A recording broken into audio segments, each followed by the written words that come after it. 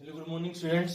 बेटा हमारे पास हम जेनेटिक्स पढ़ रहे हैं और जेनेटिक्स के अंदर जो नेक्स्ट टॉपिक आता है हमारा वो आता है पीलियोट्रोपी। तो पीलियोट्रोपी क्या होता है बेटा, इसके अंदर जो अगर मेंडल की बात करते हैं हम, तो मेंडल ने क्या कहा था कि जो सिंगल जीन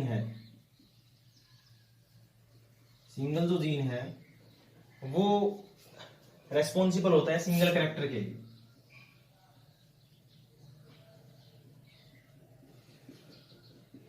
ठीक है, तो मेंडल ने क्या कहा था कि सिंगल जो जीन होता है वो रेस्पॉन्सिबल होता है या एक्सप्रेस करता है सिंगल कैरेक्टर को। ठीक है, फॉर एग्जांपल कैपिटल टी ये बेटा, ये हमारे पास जीन है, ये दो अलील्स हैं किसके, एक जीन के दो अलील हैं, तो क्या हो गया हमारे पास सिंगल जीन हो गया। अभी जो सिंगल जीन है ये एक्सप्रेस करता है किसको, टॉलनेस को। ठीक है, तो टॉलनेस क्या हो गया हमारे पास, सिंगल कैरेक्टर हो गया।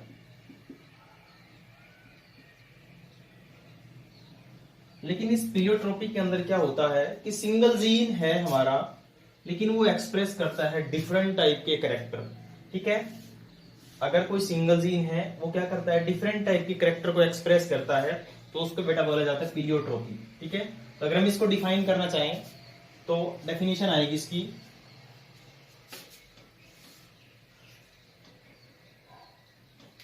ठीक है बेटा। इसके अंदर पीलियोट्रोपी के अंदर पीलियो वर्ड यूज हुआ है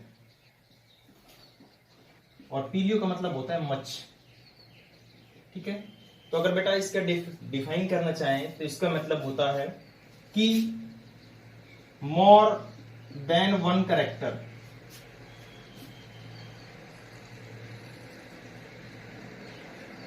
expressed by single gene is called pleiotropy. The gene that is responsible for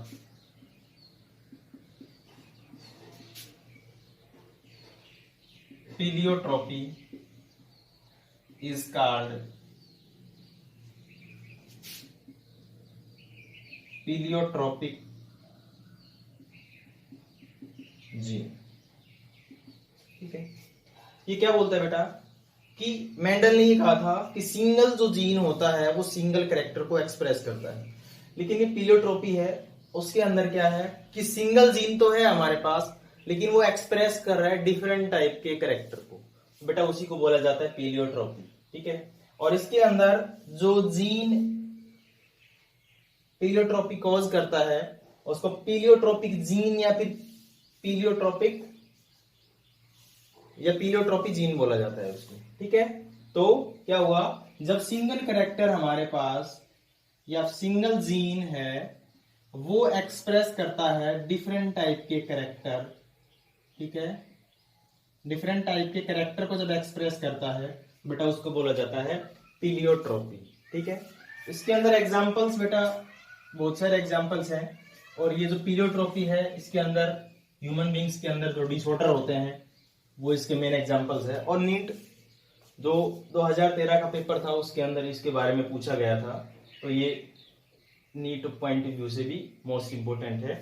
इसके अंदर एग्जांपल्स उठाएगा वो कि पीलियोट्रोपिक होता है, इनमें से किसके अंदर पीलियोट्रोपी होती है। ठीक है, तो इसके अंदर बेटा अगर एग्जांपल्स की बात करते हैं तो फॉर एग्जांपल्स इसकी शुरुआत जो हुई थी वो पी प्लांट से हुई थी। ठीक है, तो एग्जांपल्स के अंदर हम बात करेंगे, द फर्स्ट एग्जांपल है हमारा पी प्लांट जो है। इस पी प्लांट के अंदर कोई जीन है, एक सिंगल जीन जो है वो रेस्पॉन्सिबल है किसके लिए, सीड कॉट कलर के लिए, सीड कॉट कलर के लिए। ठीक है बेटा, पी प्लांट जो है उसके अंदर कोई भी जीन है, फॉर एग्जांपल ये जीन है और ये क्या कोड कर रहा है, सिंगल जीन है ये, और क्या कोड कर रहा है ये, या किसको एक्सप्रेस कर रहा है, सीड कोट कलर को। लेकिन इसके साथ साथ डिफरेंट कैरेक्टरिस्टिक्स और भी हैं जिसको ये एक्सप्रेस करता है। For example red spot on axial of leaf और जो इसका दूसरा कैरेक्टरिस्टिक्स है वो है इसका फ्लावर कलर। ठीक है, तो बेटा जो पी प्लांट है उसके अंदर कोई भी जीन है, वो जीन एक पर्टिकुलर स्पेसिफिक जीन ही होगा, वो एक्सप्रेस करता है कि इसको सीड कोट कलर को। ठीक है, लेकिन इसके साथ साथ ये डिफरेंट कैरेक्टर्स को और भी एक्सप्रेस करता है। For examples red spot on axial of leaf. ठीक है, कि जो लीफ होती है उसकी एक्सियल पोजीशन पे क्या हो जाता है, रेड स्पॉट बन जाता है। ठीक है, फ्लावर कलर को भी ये जीन जो स्पेसिफिक जीन है ये एक्सप्रेस करता है। तो बेटा हमारे पास क्या है, सिंगल जीन है, लेकिन इसके जो कैरेक्टर है ये जो एक्सप्रेस कर रहा है वो डिफरेंट टाइप के कैरेक्टर को ये एक्सप्रेस कर रहा है। तो प्लियोट्रोपी का मतलब क्या था कि जो सिंगल जीन है हमारा वो एक पर्टिकुलर कैरेक्टर को शो करने के साथ साथ डिफरेंट टाइप की और कैरेक्टर को भी एक्सप्रेस करता है, और इसी को बोला जाता है प्लियोट्रोपी। ठीक है, अब बेटा ये जो तीन है इसके अंदर क्या है कि हम कैरेक्टरिस्टिक्स की बात करते हैं तो दो टाइप के कैरेक्टरिस्टिक्स होते हैं। एक बेटा मेजर कैरेक्टर होता है और दूसरा बेटा इसके अंदर सेकेंडरी कैरेक्टर होते हैं। ठीक है, तो इसके अंदर ये जो सीड कोट कलर है बेटा ये मेजर है, ये जो सिंगल जीन है ये एक्सप्रेस कर रहा है किसको, सीड कोट कलर को। लेकिन इसके साथ साथ डिफरेंट टाइप के और कैरेक्टर है जो जिसको एक्सप्रेस करता है, उसको हम बोलते हैं सेकेंडरी कैरेक्टर। तो बेटा ये पी प्लांट के अंदर एग्जाम्पल था। नेक्स्ट बेटा इसके अंदर अगर हम ड्रोसोफिला का भी देखते हैं तो इसके अंदर भी प्लियोट्रोपी शो होती है।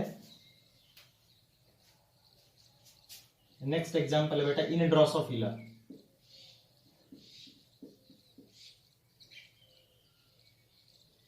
तो बेटा ड्रोसोफिला जो है उसके अंदर हम एग्जांपल्स की बात करते हैं तो इसके अंदर कोई भी सिंगल जीन है, एक स्पेसिफिक सिंगल जीन होगा वो। ठीक है, स्पेसिफिक सिंगल जीन है वो बेटा एक्सप्रेस करता है किसको, विंग के साइज को। ठीक है, लेकिन ये इसके साथ साथ डिफरेंट टाइप के कैरेक्टरिस्टिक्स और को भी कंट्रोल करता है, और वो जो सेकेंडरी कैरेक्टरिस्टिक्स हैं उसमें क्या आता है, structure of reproductive organ, longevity, और बहुत सारे कैरेक्टरिस्टिक्स हैं इसके जिसको ये करता है, जैसे बिस्टल्स। ठीक है, और जैसे रिडक्शन इन एग प्रोडक्शन।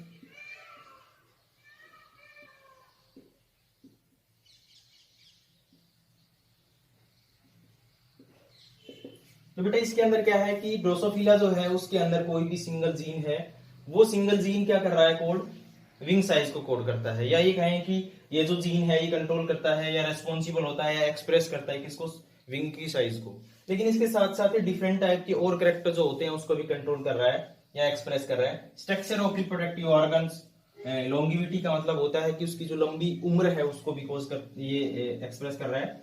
बिस्ट्रेस का मतलब क्या होता है कि उसके जो हेयर्स होते हैं वो खड़े होते हैं। ठीक है, ये कैरेक्टर भी इसके द्वारा एक्सप्रेस हो रहे हैं। ठीक है, दूसरा reduction in production of egg. ठीक है, जो एग जो प्रोड्यूस करता है ये ड्रोसोफिला, इसके अंदर जो एग का मतलब रिडक्शन करता है कम, जैसे पर्टिकुलर नॉर्मल साइज के अंदर जो ड्रोसोफिला होते हैं बहुत सारे एग रिलीज करता है। ठीक है, तो रिडक्शन कर देता है उसके अंदर। तो ये कैरेक्टरिस्टिक्स भी क्या है ड्रोसोफिला के अंदर प्लियोट्रोपी शो कर रहे हैं कि सिंगल जीन जो है वो ये हमारे पास तो बेटा क्या है, मेजर कैरेक्टर है कि ये वाला जो जीन है ये क्या है, इसको तो इसको तो क्या करेगा, एक्सप्रेस करेगा, लेकिन इसके साथ साथ डिफरेंट टाइप के और कैरेक्टर को भी ये एक्सप्रेस करता है। बेटा ये हमारे पास क्या होगी, सेकेंडरी कैरेक्टर। ठीक है, हम यही बात कर रहे हैं कि जो प्लियोट्रोपी होती है उसके अंदर जो सिंगल जीन होता है हमारा, वो सिंगल जीन क्या करता है, बहुत सारे कैरेक्टर को एक्सप्रेस करता है। ठीक है, ये बेटा मेजर कैरेक्टर है और ये सेकेंडरी कैरेक्टर है। ठीक है, अब बेटा मोस्ट इंपोर्टेंट जो बात आती है वो आता है कि ये ह्यूमन बींग्स के अंदर किस टाइप से शो करता है। तो बेटा ह्यूमन बींग्स के अंदर क्या होता है, सिकल सेल एनीमिया। ठीक है, सिकल सेल एनीमिया के साथ साथ उसके अंदर और भी कुछ डिजीज होती है, जैसे फिनाइलक्यूटेनेरिया है। ठीक है, सिस्टिक फाइब्रस है, डिफरेंट टाइप के जो डिजीज होती हैं। ठीक है, in human beings.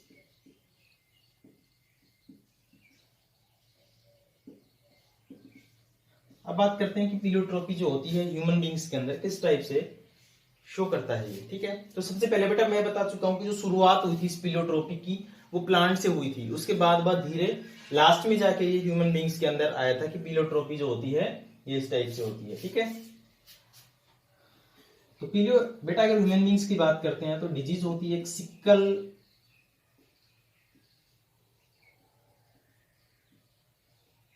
Cell anaemia. अभी जो सिकल सेल एनीमिया जो होती है बेटा, सिकल सेल एनीमिया के अंदर क्या होता है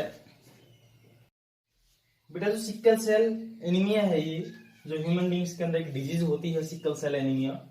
इसमें क्या होता है कि सिकल सेल एनीमिया के अंदर जो हमारा नॉर्मल हीमोग्लोबिन होता है, ये क्या है हमारा नॉर्मल हीमोग्लोबिन होता है।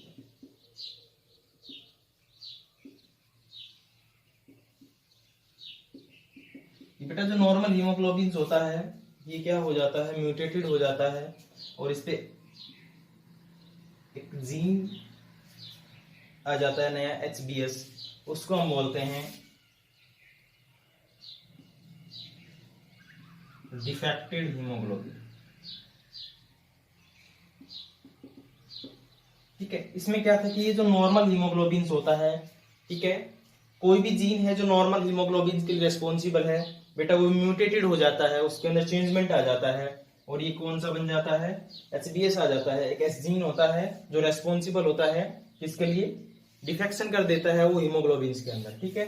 अब ये जो हीमोग्लोबिन होता है बेटा इसके अंदर क्या है कि ये जो हीमोग्लोबिन होता है ये कोज करता है कौन सा, HBS वाला जो ये वाला सिस्टम होता है, एस जीन होता है, ये कोज करता है सिकल सेल एनीमिया। अब क्या है हमारे पास कि बेटा ये जो HBS है इसने क्या किया कि एनीमिया कोज कर दिया, sickle cell anaemia,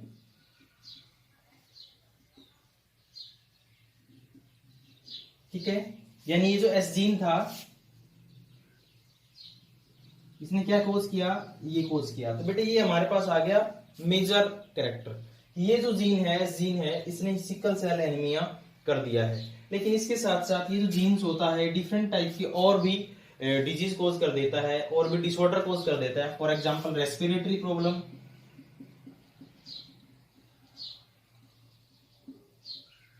respiratory disorder, next lungs disorder, इसके अलावा आयंस इन ब्लड डिसऑर्डर, ठीक है।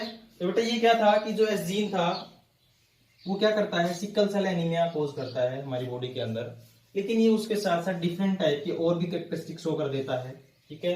जैसे इसने रेस्पिरेटरी प्रॉब्लम शो कर दी, ठीक है, लंग डिजीज कर दिया इसने, आयंस इन ब्लड डिसऑर्डर कर दिया, तो डिफरेंट टाइप के और भी डिसऑर्डर कोज कर देता है। तो क्या हुआ कि ये जो जीन था इसने एक तो डिजीज कोज की हमारी बॉडी के अंदर, कौन सी, सिकल सेल एनीमिया जो मेजर है, ठीक है, मेजर कैरेक्टरिस्टिक्स है। लेकिन इसके साथ साथ इसने 3 प्रॉब्लम्स और भी कोज कर दी, 3 कैरेक्टरिस्टिक्स और भी इसने एक्सप्रेस कर दी हमारे बॉडी के अंदर। तो बेटा ये जो ह्यूमन बींग्स होता है इसके अंदर जो सिकल सेल एनीमिया एक डिजीज है ये भी पिलियोट्रोपी कोज करता है। अब सिकल सेल एनीमिया क्या होती है ये बताता हूं मैं आपको कि सिकल सेल एनीमिया के अंदर क्या होता है कि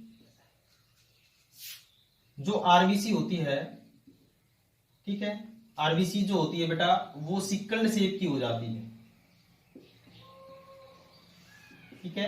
नॉर्मल क्या है कि हमारी आरबीसी या तो इस टाइप से होगी या इस टाइप से होगी, ठीक है, लेकिन ये आरबीसी की जो शेप होती है वो इस टाइप से हो जाती है, ठीक है। सिकल मतलब जो दराती होती है उसको सिकल बोलते हैं हम, तो सिकल शेप की हो जाती है, ठीक है। तो इसी वजह से हमारी बॉडी के अंदर जो ब्लड होता है उसकी क्या हो जाता है, कमी आ जाती है, इसको हम एनीमिया बोलते हैं, ठीक है।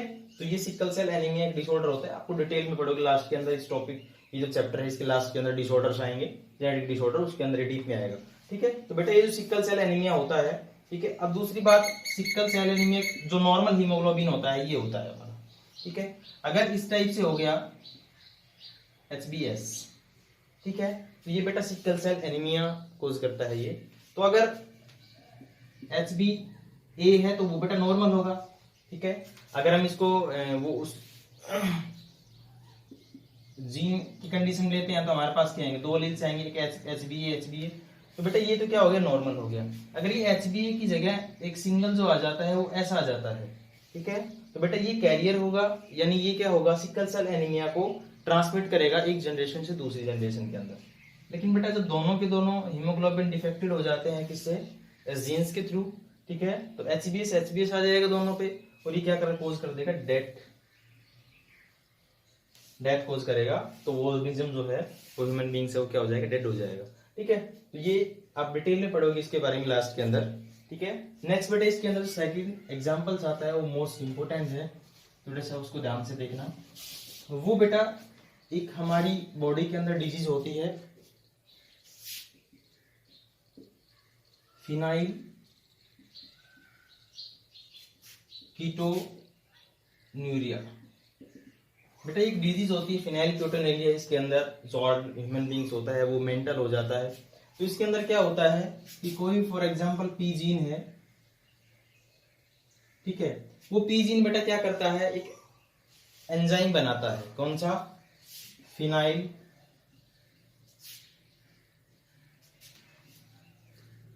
एलानिन हाइड्रोक्सीलेज,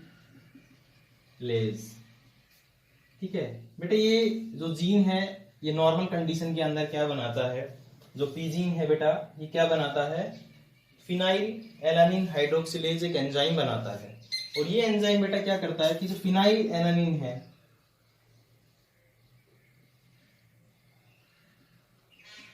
एक अमाइनो एसिड्स होता है, इसको टाइरोसिन के अंदर बदल देता है, ठीक है। ये जो पी जीन है बेटा ये क्या बनाता है, फिनाइल एलानिन हाइड्रोक्सिलेज एक एंजाइम बनाता है।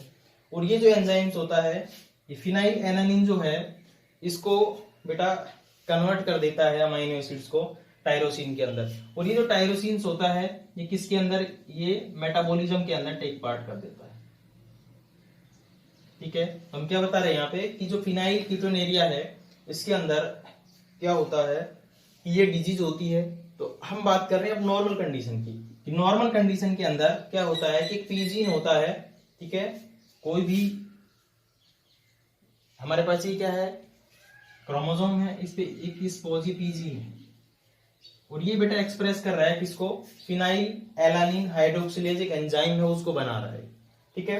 अब क्या होता है कि हमारी बॉडी के अंदर फिनाइल एलानिन एक अमाइनो एसिड्स होता है जो क्या करता है कि ये अगर एक्यूमुलेट होना शुरू हो जाता है बॉडी के अंदर तो ये डिसऑर्डर कोज करता है, मेंटल बना देता है इंसान को, ठीक है। तो ये जो अमाइनो एसिड्स होता है बेटा इसको कन्वर्ट किया जाता है टायरोसिन के अंदर, और टायरोसिन जो होता है उसके अंदर कन्वर्जन जो होता है फिनाइल एलानिन हाइड्रोक्सिलेज जो होता है ये एंजाइम कोज करता है, ठीक है। अब बेटा ये जो जीन्स था कौन सा वाला, ये वाला जीन्स, ठीक है। अब ये जो जीन्स था ये क्या करता है कि ये जीन्स म्यूटेटेड हो गया है किसके अंदर, स्मॉल पी जीन्स के अंदर म्यूटेटेड हो गया है।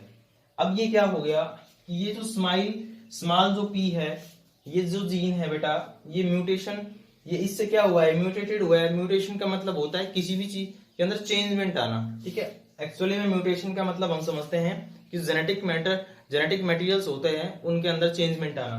तो बेटा ये जो कैपिटल टी था ये स्मॉल पी के अंदर क्या हो गया, म्यूटेटेड हो गया है। अब ये क्या है कि बेटा ये बना रहा था फिनाइल एलानिन हाइड्रोक्सिलेज। अब ये जो स्मॉल पी है ये फिनाइल एलानिन हाइड्रोक्सिलेज को नहीं बना पाएगा, ठीक है। अब ये नहीं बना पाएगा तो क्या होगा कि हमारी बॉडी के अंदर फिनाइल एलानिन अमाइनो एसिड जो है ये कन्वर्ट नहीं हो पाएगा इसके अंदर, और ये ब्रेन के अंदर एक्यूमुलेट होना शुरू हो जाएगा, एक्यूमुलेटेड इन ब्रेन, ठीक है। ये क्या हो गया कि फिनाइल एलानिन अमाइनो एसिड जो है अभी हमारे ब्रेन के अंदर जमना शुरू हो गया है, ठीक है। इसकी वजह से क्या कोज करता है, मेंटल कोज कर देता है, ठीक है। ये इंसान क्या बना देता है, पागल बना देता है। अब क्या होता है कि ये बेटा फिनाइल एलानिन ये जो फिनाइल कीटोन्यूरिया है इसके अंदर ये मेजर कैरेक्टर है कि इंसान क्या हो गया, मेंटल हो गया है।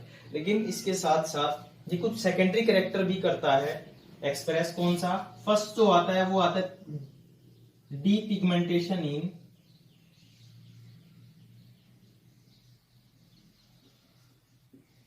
इन स्किन, हेयर्स एंड आईज, ठीक है। अभी क्या बोल रहा है कि बेटा ये तो हमारा क्या था, मेजर कैरेक्टर था, कौन सा, कि वो मेंटल हो जाता है। ठीक है, क्या हो जाता है, वो मेंटल हो गया। ठीक है, उसके साथ साथ इसके अंदर क्या होता है कि डिफरेंट टाइप के और भी कैरेक्टरिस्टिक्स जो हैं वो शो कर देता है। ये कौन से, फर्स्ट जो है डीपिगमेंटेशन। ठीक है, और डीपिगमेंटेशन जो है किन किन के अंदर होती है, स्किन के अंदर, हेयर्स के अंदर और आईज के अंदर। अब बेटा स्किन की बात करें तो स्किन के अंदर एक मेलानिन पिगमेंट होता है जो कलर को क्या करता है, एक्सप्रेस करता है। ठीक है, एक पिगमेंट होता है मेलानिन पिगमेंट, हमारी जो स्किन है उसका कलर उसी पिगमेंट की वजह से होता है। ठीक है, लेकिन क्या है कि जैसे ये फिनाइल एरानिन अमाइनो एसिड ब्रेन के अंदर एक्यूमुलेट होना शुरू होता है तो मेंटल के साथ साथ ये क्या कोज करता है, डीपिगमेंटेशन कोज कर देता है कि हमारे स्किन का कलर भी खत्म होना शुरू हो जाता है, हेयर्स का कलर भी जो नेचुरली रेड ब्लैक कलर होता है वो भी खत्म होना शुरू हो जाता है, आईज का कलर है वो भी बेटा फेड होना शुरू हो जाता है। तो ये क्या हुआ कि इसने सिंगल जो जीन है उसने एक तो कैरेक्टरिस्टिक्स जो मेन है मेजर की मेंटल कोज किया। ठीक है, उसके बाद ये डिफरेंट टाइप के सेकेंडरी कैरेक्टर भी कोज करता है। तो बेटा इसी को हम बोलते हैं प्लियोट्रोपी, कि हमारे पास सिंगल जो जीन है वो एक्सप्रेस करता है डिफरेंट टाइप के कैरेक्टर। मतलब सिंगल जीन क्या करता है, सिंगल कैरेक्टर को एक्सप्रेस करना था और वो बहुत सारे कैरेक्टर्स को एक्सप्रेस कर देता है, उसी को बेटा बोला जाता है प्लियोट्रोपी। ठीक है, और नीटो पॉइंट इसी बहुत इंपॉर्टेंट है, 2013 के अंदर क्वेश्चन उठाए हुए हैं इसके अंदर। और मेन ये जो ह्यूमन बींग्स के अंदर 10 डिजीज होती है जो इसकी कॉज होती है, एक सिकल सेल एनीमिया। ठीक है, मतलब कि एग्जाम्पल है ये डिजीज जो है सिकल सेल एनीमिया, फिनाइलक्यूटिनेरिया, ठीक है, और सिस्टिस फाइब्रिस, 3 टाइप की डिजीज होती हैं जो एग्जाम्पल्स है किसके, प्लियोट्रोपी के। और इसके अंदर मोस्टली जो आने का सवाल है नीट के अंदर, इसी के अंदर से आने का चांस ज्यादा होता है। Thanks for